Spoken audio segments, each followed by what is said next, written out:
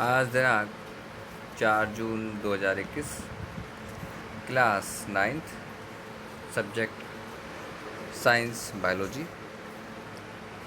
फिर बच्चों, आज का हमारा टॉपिक है डीएनए। जैसा कि आपको सामने चित्र में प्रदर्शित हो रहा है कि डीएनए का जो टॉपिक है बहुत ही अच्छा टॉपिक होता है और कहीं ना कहीं ये हमारे लिए बहुत इम्पोर्टेंट भी है। बच्चों, आखिर डीएनए है क्या और डीएनए की क्या आवश्यकता है और डीएनए से हम क्या क्या कर सकते हैं। आज की बहुत सारी रोचक जानकारियाँ हैं, छोटी छोटी बहुत अच्छी जानकारियाँ आपको हम बताएंगे और ये भी बताएंगे कि आखिर ह्यूमन डीएनए जो है उसमें क्या खास बात है। चलिए स्टार्ट करते हैं वीडियो को। सबसे पहले बेटा, डीएनए की फुल फॉर्म कि डीएनए का पूरा नाम है डीऑक्सीराइबो न्यूक्लिक एसिड, अर्थात डीएनए। डीएनए हमारी बॉडी में पाया जाने वाला एक ऐसा अणु है जिसमें सारी सूचनाएं इकट्ठी रहती हैं। सारी सूचनाएं, जितनी भी इंफॉर्मेशंस हैं, हमारी बॉडी का जितना स्ट्रक्चर बना हुआ है, हमारी आँखें, हमारे कान, नाक, पूरी बॉडी, हाथ पैर, सब कुछ, जो भी हमारे कैरेक्टर्स हैं, मेल फीमेल सारे, जितने भी, कोई लड़का है लड़की है, सबके कैरेक्टर्स अलग अलग इस डीएनए के अंदर सिक्योर हैं। एक जैसे चिप में होता है ना, चिप में सारी सूचनाएं मतलब रिकॉर्ड कर लेते हैं, वैसे ही इसमें भी क्या है, रिकॉर्डेड है। और जब ये डीएनए पीढ़ी दर पीढ़ी आगे बढ़ता है तो वैसा ही एक्सप्रेस करता है अपने उसको और संरचना को बनाता है। तो डीएनए एक आनुवंशिक पदार्थ है, इसको कई प्रयोगों से सिद्ध किया गया है। लेकिन आज का जो हमारा चर्चा का विषय है वो है कि डीएनए आखिर है क्या और किसका बना होता है। चलिए बात करते हैं डीएनए की। तो डीएनए क्या है? डीएनए न्यूक्लियोटाइड्स का बहुलक है, यानी पॉलीमर्स है। मतलब कई सारे न्यूक्लियोटाइड्स जो है मिलकर जो है डीएनए अणु बनाते हैं, डीएनए का एक मॉलिक्यूल बनाते हैं। अब हम अगर बात करें कि डीएनए बना किस किस का है, तो देखिए बच्चों, इसमें 3 चीज़ें खास हैं। डीएनए 3 चीज़ों से मिलकर बना होता है। सबसे पहला होता है पेंटोस शर्करा। देखिए, डीएनए हो या आरएनए हो, दोनों के दोनों क्या है, वो पेंटोस शर्करा से मिलकर बने होते हैं, यानी कि डीऑक्सीराइबोस शर्करा। पेंटोस शर्करा में अगर डीएनए की बात चल रही है तो डीऑक्सीराइबोस शर्करा, और अगर आरएनए की बात चल रही है तो राइबोस शर्करा का नाम आता है। चलिए अभी हम बात कर रहे हैं डीएनए की, तो यहाँ पे डीऑक्सीराइबोस शर्करा। अभी देखिए, मैंने इसका नाम क्या बताया था? मैंने इसका नाम बताया था डीऑक्सीराइबो न्यूक्लिक एसिड, ठीक है। और इसकी जो शुगर है वो क्या है? शुगर का नाम है डीऑक्सीराइबोस शुगर। क्लियर? अब दूसरा क्या है? ये तो 2 पदार्थ हो गए, तीसरा पदार्थ भी होता है। तो दूसरा पदार्थ क्या है हमारा? वो है फॉस्फोरिक एसिड, यानी कि फॉस्फेट समूह या फॉस्फेट ग्रुप, ठीक है। नंबर 1 हो गया डीएनए शुगर, ठीक है। दूसरा हो गया फॉस्फेट ग्रुप, और तीसरा हो गया हमारा नाइट्रोजनस बेस। यहाँ पे जो आप डायग्राम देख रहे हैं, इस डायग्राम में ये और ये आप देख रहे हैं, ये 4 नाइट्रोजनस बेस हैं। जो नाइट्रोजनस बेस होते हैं वो 2 प्रकार के होते हैं। मैं यहाँ पे 4 बोल रहा हूँ, अभी आपको समझ में जाएगा मैं कैसे 4 बोल रहा हूँ। 2 प्रकार के होते हैं, एक होता है प्यूरिन, दूसरा होता है पायरामिडीन्स। प्यूरिन्स में एडेनिन और ग्वानिन, देखिए मैं यहाँ पे आपको बच्चा दिखाता हूँ।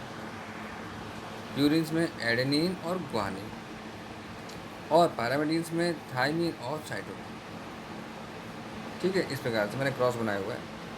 तो कुल मिला के कितने? 4 जो है हमारे नाइट्रोजनस बेस है। कुल 4 नाइट्रोजनस बेस है जो 2 टाइप्स के। ये बहुत इंटरेस्टिंग है क्योंकि अभी आपको क्लियर हो जाएगा कि हाँ कौन सा क्या क्यों ऐसा है। प्यूरिन तो एडेनिन और ग्वानिन है, प्यूरिन 2 होते हैं, एडेनिन और ग्वानिन। पिरामिडिन्स भी 2 होते हैं, थायमिन और साइटोसिन।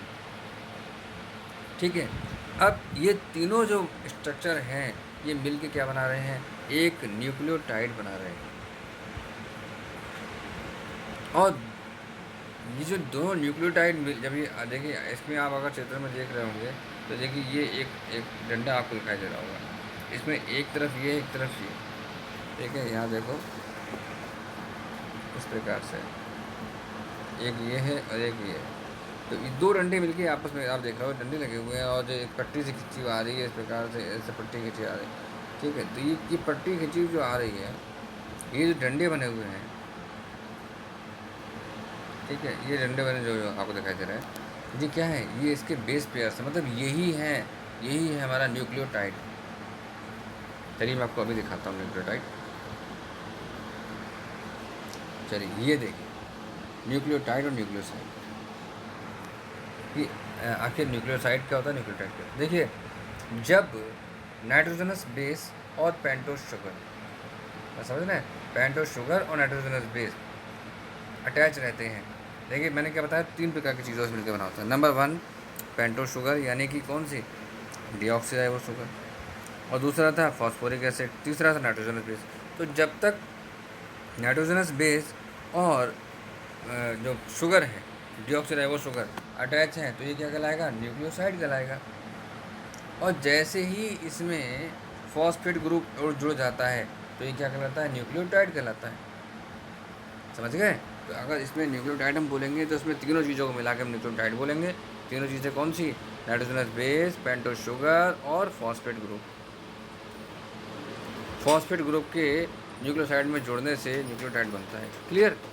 अब हम जरा शुरू से आ जाते हैं, जरा देखिए, फिर हम वहीं पे जाते हैं कि क्या है, ये दोनों जो बेस पेयर मिलके क्या बना रहे हैं, एक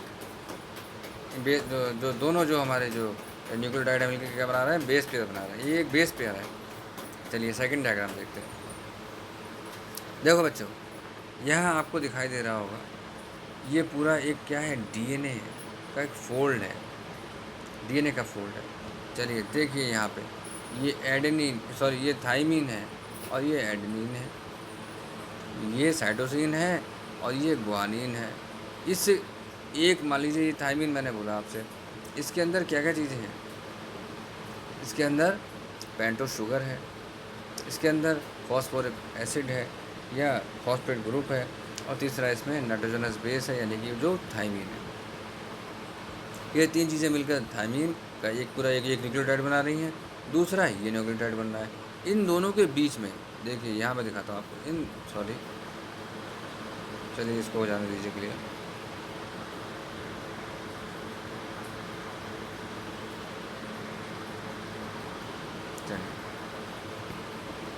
इन दोनों के बीच में ये जो दिखाई दे रहा है आपको, ये क्या है, ये प्यारे बच्चों, ये है हाइड्रोजन बॉन्ड्स।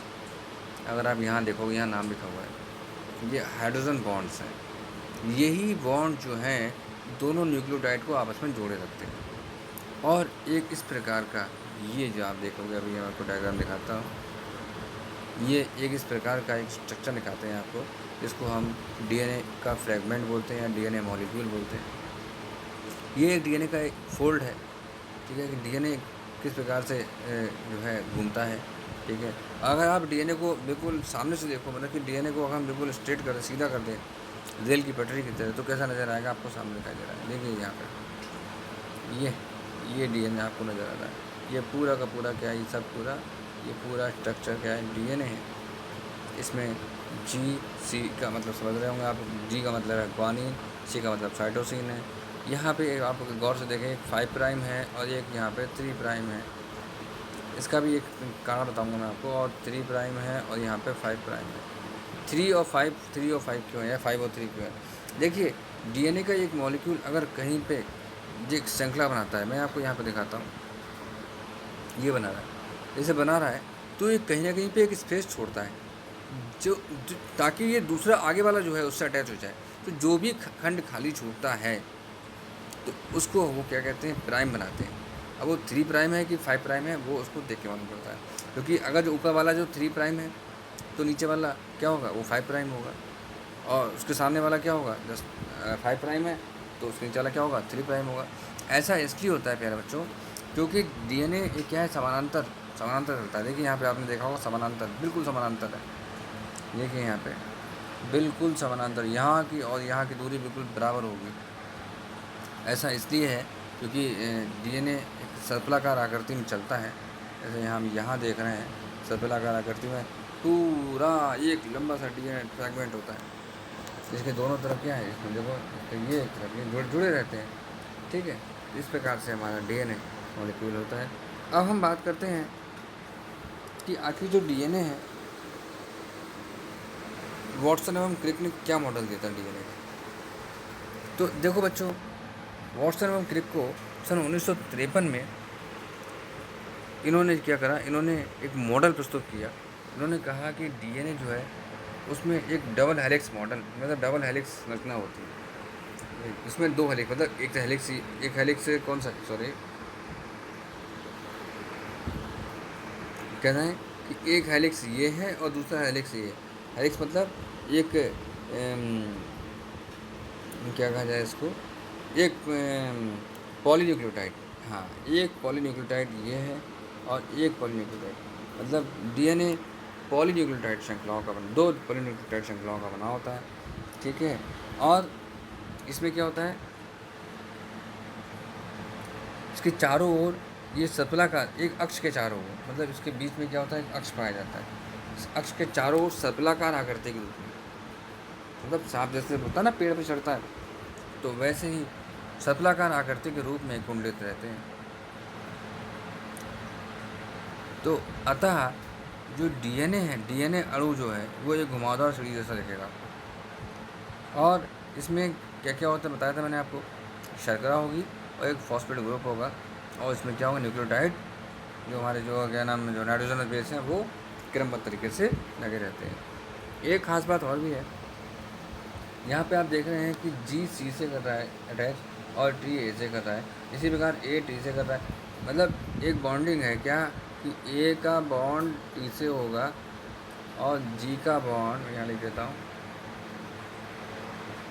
सी से होगा।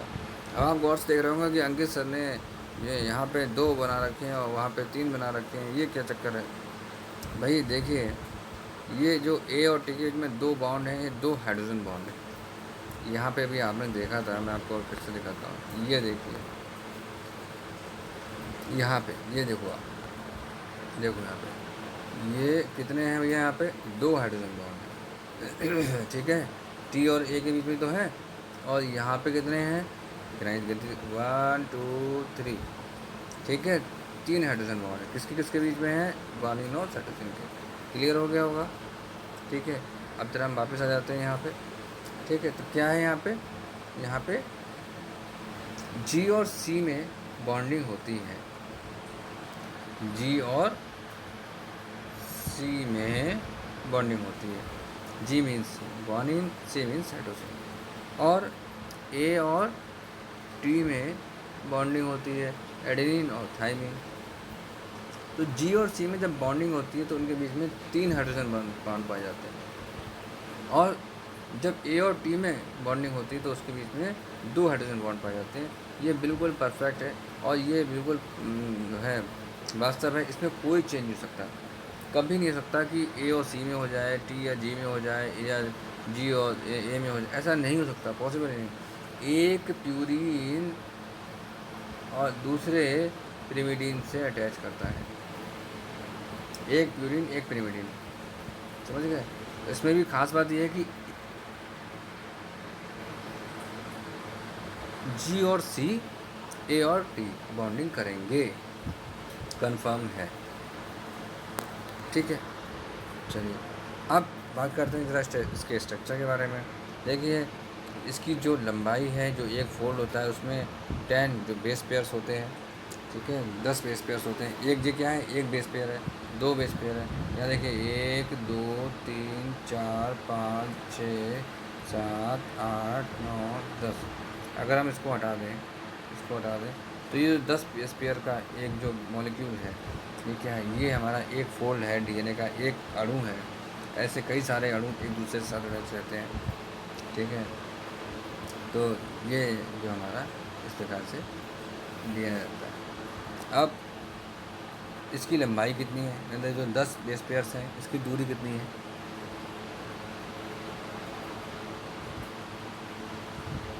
सॉरी लंबाई कितनी है, इसकी लंबाई होती है 34 एंगस्ट्रॉम।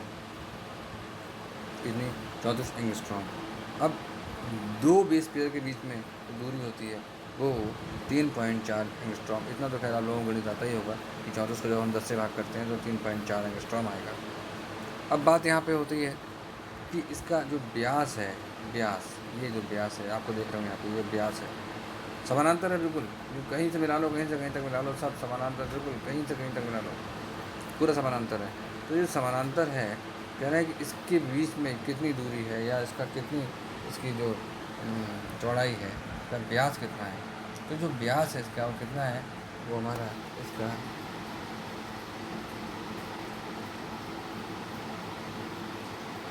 20 एंगस्ट्रॉम, 20 एंगस्ट्रॉम इसका व्यास होता है। क्लियर। तो प्यारे बच्चों, अभी तक हम लोगों ने क्लियर हो गया होगा कि हम लोगों ने इसमें अभी क्या क्या सीखा। देखिए, सबसे पहले हम लोगों ने जाना कि डीएनए क्या है, ठीक है।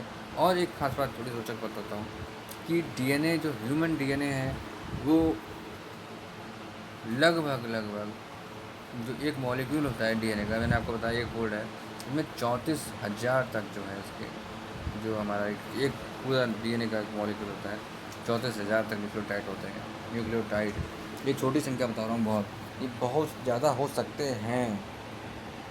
कहते हैं कि पूरा जो डीएनए जीनोम है, जीनोम हमारा जो है पूरा, जो हमारे एक एक गुणसूत्र कितने होते हैं हमारे लगभग नहीं, 46 गुणसूत्र होते हैं। तो 46 में से जो एक गुणसूत्र है, जो सबसे छोटा गुणसूत्र होता है, उसमें ही कम से कम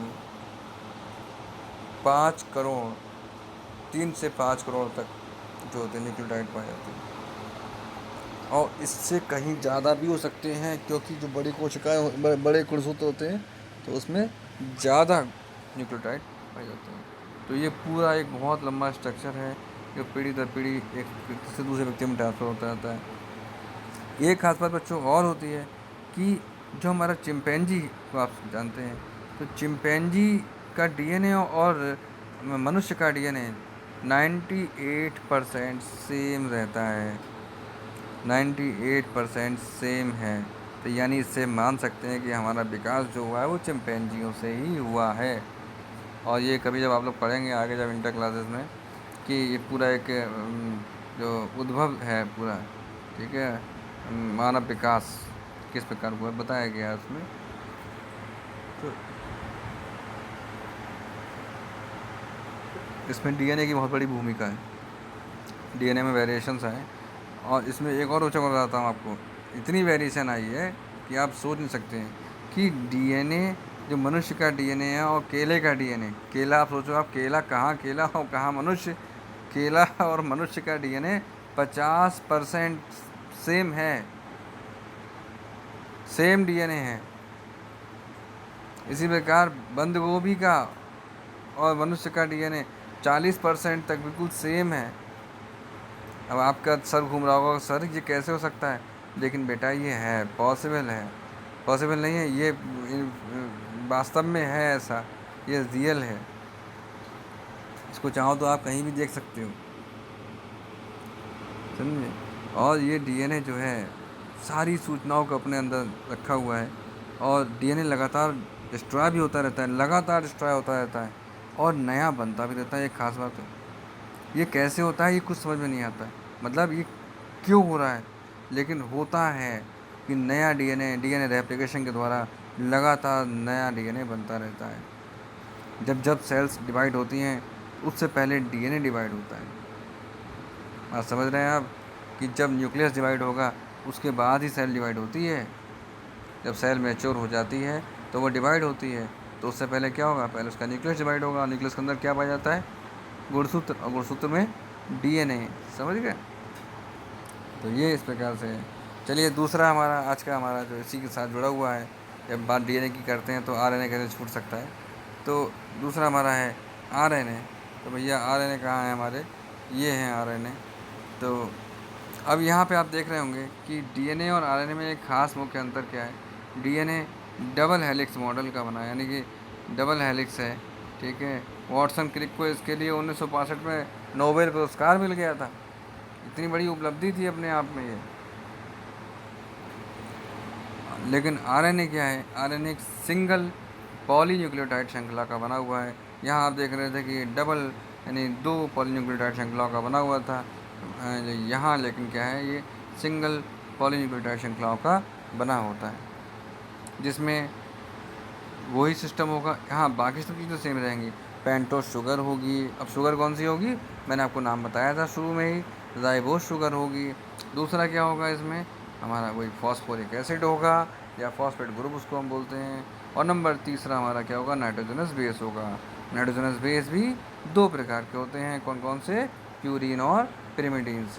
लेकिन बच्चों, हम लोग सोच रहे हैं कि एक जैसा रट्टू तोते की तरह बोलते रहेंगे, गलत होगा। यहाँ पे हम ही लग जाएंगे अगर ऐसा बोलेंगे तो। प्यूरिन्स और पिरिमिडीन्स तो होते हैं, लेकिन प्यूरिन्स में ए और जी तो सही है, ठीक है। एडेनिन और ग्वानिन तो होगा, लेकिन पिरिमिडीन्स में क्या होगा, थोड़ा चेंज आएगा। वहाँ पे साइटोसिन और थाइमिन थे, लेकिन यहाँ पे क्या होगा, सी और यू होगा। आप देख रहे होंगे यहाँ पे एक यू सामने आया है। यहाँ पे टी क्या था, थाइमिन कैंसिल हो गया है, थाइमिन कट हो गया है। यहाँ पे क्या हो गया है, यूरेसिल, यूरेसिल आ गया है, यू फॉर यूरेसिल आ गया है, ठीक है। और साइटोसिन है, क्लियर। इस प्रकार से बाकी सारी संरचनाएं सेम हैं इसकी, ठीक है। और ये एक क्रम में लगे रहते हैं, इसमें सब न्यूक्लियोटाइड्स क्रम में लगे रहते हैं। और ये जो हमारा आरएनए है, ये तीन प्रकार का होता है।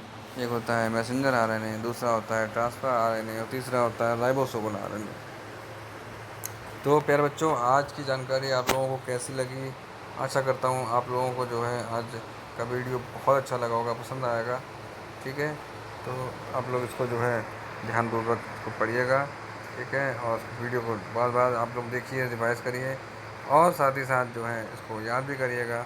कहीं कोई समस्या आती है तो आप मुझसे पर्सनली पूछ सकते हैं, ठीक है। और डायग्राम आपको बनाने ही बनाने हैं, ये डायग्राम बहुत इंपॉर्टेंट है, ठीक है। वो आपको अलग से पीडीएफ में शो कर दी जाएंगे, पीडीएफ आपको भेजी जाएगी। उस पीडीएफ में अगर आपको कोई समस्या आती है तो आप मुझसे पूछ सकते हैं। लगभग मैंने आपको पूरा का पूरा टॉपिक क्लियर कर ही दिया है। उसके बावजूद भी अगर कोई नई रोचक जानकारी है तो आप मुझसे शेयर भी कर सकते हैं पर्सनली, ठीक है। इसी से संबंधित, डीएनए से संबंधित, क्योंकि डीएनए बहुत अल्टीमेट चीज़ है अपने आप में। इसके लिए अगर आप नई नई जानकारियाँ कुछ अगर अपने अंदर इकट्ठी करेंगे, क्योंकि ये हमसे जुड़ा हुआ डीएनए हमसे जुड़ा हुआ है, इसलिए ये टॉपिक थोड़ा सा आज बहुत अच्छा बना हुआ है, क्योंकि ये हमसे जुड़ा हुआ है। डीएनए देखिए हमारी बॉडी में पाया जाता है। हम लोग जो बात कर रहे हैं, हम वीडियो बना रहे हैं, आप सुन रहे हैं, इस वक्त भी आपकी बॉडी में डीएनए लगातार डिस्ट्रॉय हो रहा है और लगातार नया डीएनए बन रहा है। लाखों की संख्या में डीएनए डिस्ट्रॉय होता है, और उतनी ही ज़्यादा संख्या में जो है डीएनए नया बनता रहता है, क्योंकि नई सेल्स भी बनती रहती हैं, नया डीएनए बनता रहता है, लगातार डीएनए बनता रहता है, समझे। तो ये इस प्रकार था हमारा आज का वीडियो। चलिए, आशा करता हूँ आपको अच्छा लगा होगा।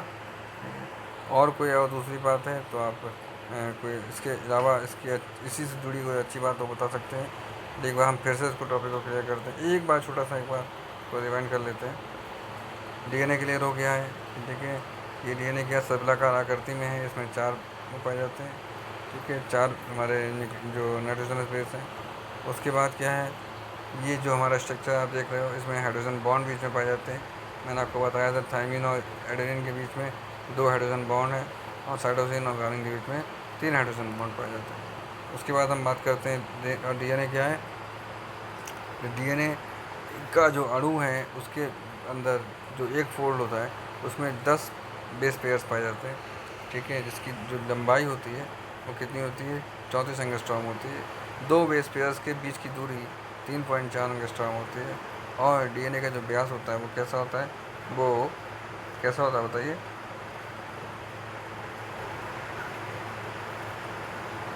20 एंगस्ट्रॉम होता है।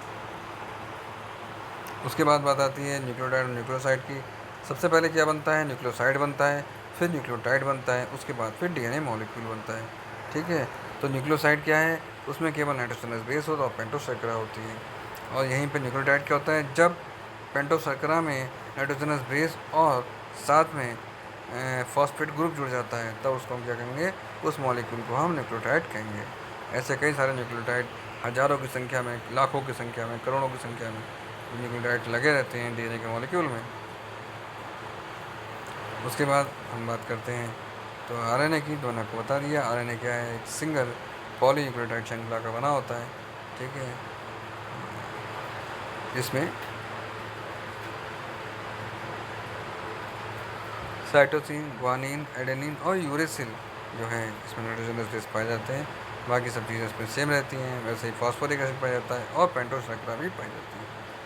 तो प्यारे बच्चों, आज का वीडियो आपको अच्छा लगा होगा, आशा करता हूँ। ठीक है, इसको आप लोग एक बार जितनी बार चाहो उतनी बार स्टडी करिएगा। दोबारा तिबारा आपके पास वीडियो हमेशा के लिए सेव रहेगी। ठीक है, थैंक यू सो मच।